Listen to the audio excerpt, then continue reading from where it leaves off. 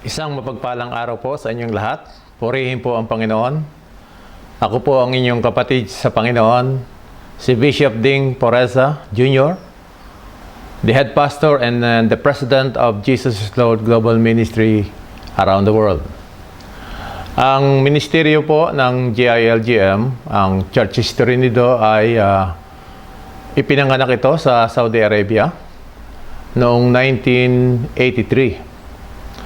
Nagsimula lamang ito sa dalawang mag-asawa na si Brother Ber Sabangan at si Sister Estiling sa isang maliit na kwarto upang magkaroon ng tinatawag na Bible study. At ito ay mga taong 1983. Ang mga kapatid na ito ay nagtatrabaho sa El Megrabi Hospital. At yung Bible study na ito na sinimulan sa kanilang kwarto ay ito ay nagkaroon ng mga additional member dahil sa ang ating mga manggagawa na pinapadala ng Panginoon nung mga kapanahunan yon ay nagmumula pa sa Rabig, mga 2 hours travel magmula Rabig patungo ng Jeddah. At ang mga kapatid na ginamit ng Diyos during that time ay sina Pastor Jerry Nuno, sina Pastor Abner Lamera, si Pastor Ruben Orlesa, si Pastor Danny Ibanez, si Pastor June Hardin. At itong gawain ito ay makalipas lamang ang mga ilang buwan ay nagkaroon na ng setup na magkaroon ng tinatawag na Divine Service. At yung Divine Service na ito ay noong 1986 ay nagkaroon na ng tinatawag na Divine Service. At ito pong mga workers na mga visitors na workers na pinapadala ng Panginoon ay inayos nila yung church, yung structure ng church. Nagtayo sila ng pastor, assistant pastor.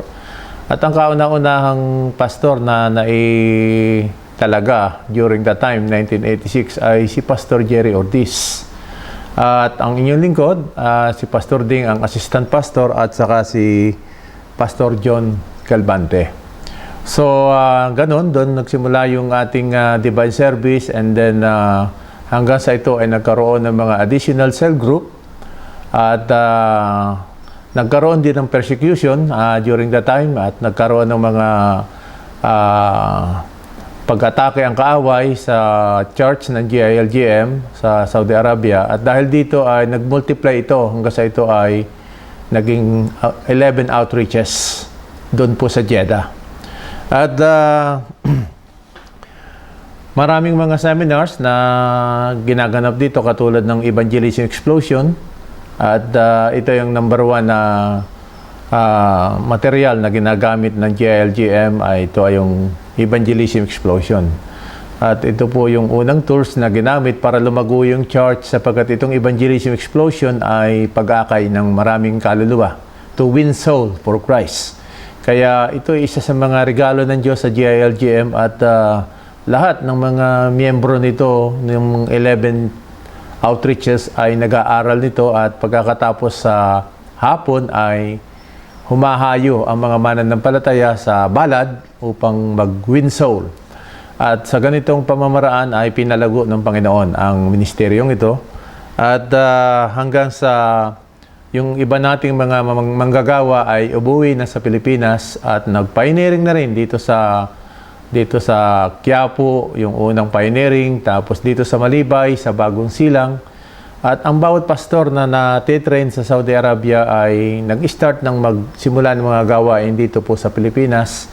Hindi lamang sa Pilipinas, nagkaroon ng multiplication maging sa Amerika, maging sa Canada, sa Ireland, sa New Zealand, Singapore, Hong Kong. Yung mga kapatiran nagtatrabaho sa Saudi Arabia ay yung mga nurses at kahit na yung mga contract workers ay napapadpad sa ibang bansa ay sa biyaya ng Panginoon ay bukas na rin sila ng gawain. At dito biniles ng Panginoon ang GILGM as of now hanggang sa ito ay maging 160 outreaches around the world. So ito lang yung maikling church history ng GILGM. na ating pong pinangungunahan. To God be the glory.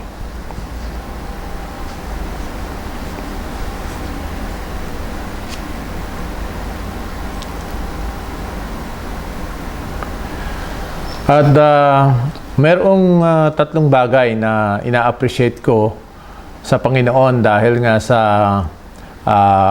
sa ngayon ay nagdiriwang tayo ng ating 38 years anniversary.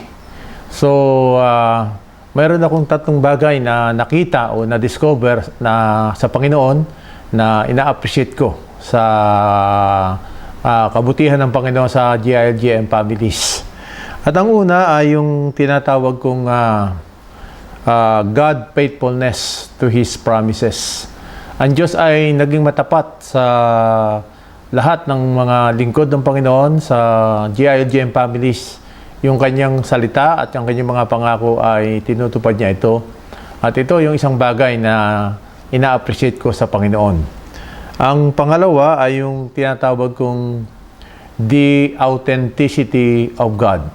Yung pagsama ng Diyos sa GILGM families ito ay nasaksihan ng aming mga mata at lahat ng mga manggagawa ay napakaganda na patotoo na ang Diyos ay kasama namin sa lahat ng mga laban, maging ito man ay maging trials, maging crisis or difficulties, hindi pinabayaan ng Diyos ang GILGM families. At yan ang isa sa mga tumatak sa puso namin na talagang we're really thankful sa Panginoon dahil yung kanyang banal na presensya ay sumama sa pamilya ng GILGM magmula 1983 hanggang ngayong 2021. Ang ikatlong bagay na ina-appreciate ko sa Panginoon ay yung tinatawag na God provision. Talagang kapag may mission, mayroong provision. Nakita talaga ito ng aking mga mata magmula nung ako ay maglingkod sa Panginoon as a full-time minister noong year 2000. Talagang God will provide sa lahat ng aming mga pangangailangan. Ito man ay sa pagtatayo ng ating main office sa Metro Manila at maging sa mga chapel na binibigay ng Panginoon. Hanggang sa ngayon ay maraming mga nagdo-donate ng mga lupa sa GILGM para ito ay matayuan ng chapel. Ito yung tinatawag nating provision ng Panginoon sa GILGM. So, ito yung tatlo, God faithfulness, the authenticity of God, and the provision of God. Yan ay nakatatak sa aking puso at sa puso ng lahat ng manggagawa. Mga bagay na ginawa ng Diyos na ina-appreciate po natin. To God be the glory.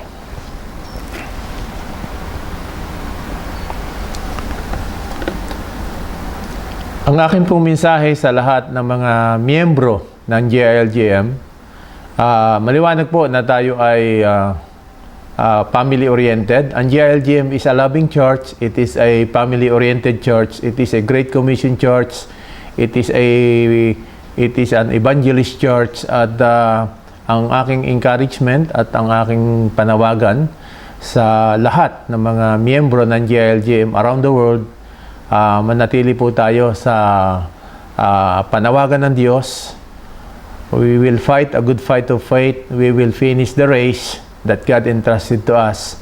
Hanggang sa dumating po ang ating Panginoon Kristo, ay naniniwala po ako that GILGM is a living organism. Ito po ay buhay. We become salt, we become the light of this world. At tayo po yung gagamitin ng Panginoon upang ang maraming kaluluwa ay maakay po natin sa Kanya pong kaharian. So once again, congratulations sa lahat ng miyembro ng GILGM around the world. Congratulations po sa ating pagdiriwang ng ating pong 38-year anniversary. Napakabuti po ng Panginoon sa ating pamilya at napakabuti po sa lahat ng mga manggagawa. Once again, God bless you. To God be the glory.